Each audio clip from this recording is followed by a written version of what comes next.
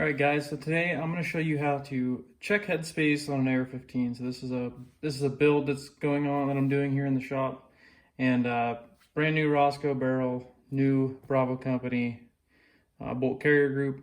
I don't suspect there will be any issues checking headspace here, but it just gives you a warm fuzzy, and you should do it when you're doing a build, especially when mixing manufactured parts and it's not coming in the same from the same factory. So first and foremost, the AR-15 uses a barrel extension, so all of your lockup is right here, which means you do not need the receiver to be assembled to do this. And actually, it's a lot easier if you don't have the receiver assembled. Yes, you can do it with it on there, but it's a lot more difficult. So the first thing you need to do before you even remotely get started doing this is disassemble your bolt head. So I want you to take out your ejector, take out your extractor. The thought process there is you don't want any kind of additional resistance. You want to be able to actually feel what's going on. Some people leave those in there. It's up to you. I don't think you should, especially the ejector, because you're putting pressure on the headspace gauge, and these gauges are kind of fine ground and all that. Just not a good idea. So I'm going to put the barrel in the vise and show you how to check it. Okay, so I have the barrel in the vise, and I have it tilted down a little bit just to kind of ease a video and show you how to do it. So there's 3 headspace gauges. You only need 2. I have a go, no-go, and then a field gauge, which I'll explain here in a bit.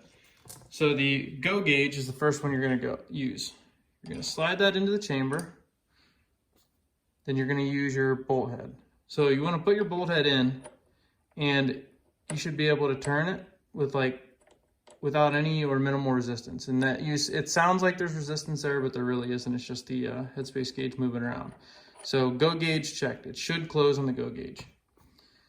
This little tool here, it's an extendable magnet. You can get them Harbor Freight, any hardware store. Super helpful for this. Pulls those gauges right out. Now we're going to go to the no-go gauge. I'm going to slide the no-go in. And what you want to feel here is it either shouldn't close or there should be a lot more resistance closing. So I'm putting it in, and that won't even begin to rotate. So what that tells me is this barrel is within spec. Now the field gauge. The field gauge is actually a hair longer than the no-go.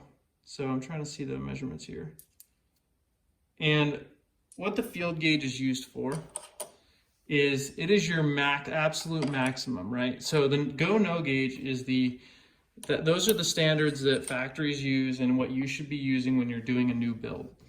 The field gauge, that is what's used after it's been shot for a long time. If it closes on the field gauge, that's when you should start thinking about replacing your barrel or getting a new barrel. So, but that is not the standard you'd use to start off. Go and no go, that's where you want to begin. But anyways, I hope this helps. If you guys have any questions or any additional things that you would like to add, put it down in the comments and let me know. Thanks.